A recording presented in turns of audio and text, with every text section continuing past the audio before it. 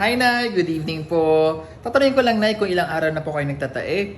Ay, iho, 5 araw na. 5 araw, okay po. Eh, yung pagsusuka nyo, Nay, ilang araw na po? 3 araw na iho ako nagsusuka.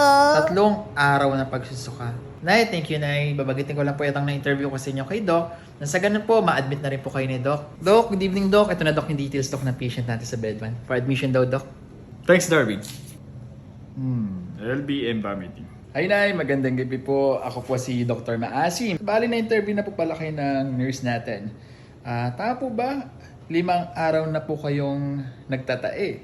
Ay, Dok, 1 linggo na akong nagtatae. 1 linggo na po. Oo, Dok, 1 linggo. Yung nabanggit niyo po ata sa nurse natin ay 5 araw. Hindi, Dok, 1 linggo talaga. Okay, so 1 linggo po talaga. Linawin ko lang 1 linggo. Okay. 3 araw na pala kayo nagsusuka. Ay, Dok, hindi lang 3 araw. 1 buwan na itong pagsusuka ko. 1 buwan na ang pagsusuka nyo. Opo, Dok. Pero yung kinausap po kayo ng nurse kanina, ni Nurse Darwin, sabi nyo po ay 3 araw. Tama po ba?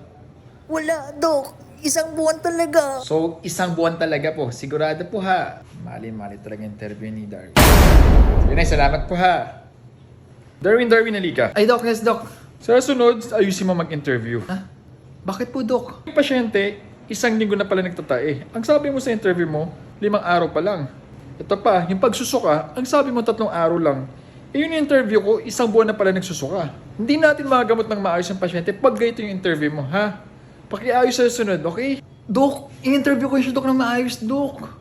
Tinanong ka talaga ko ilang beses siya nag-LBM, nagsuka. Yan talaga, Doc, yung sagot niya sa akin. Promise, Doc, totoo po yan. Ako na naman yung mali.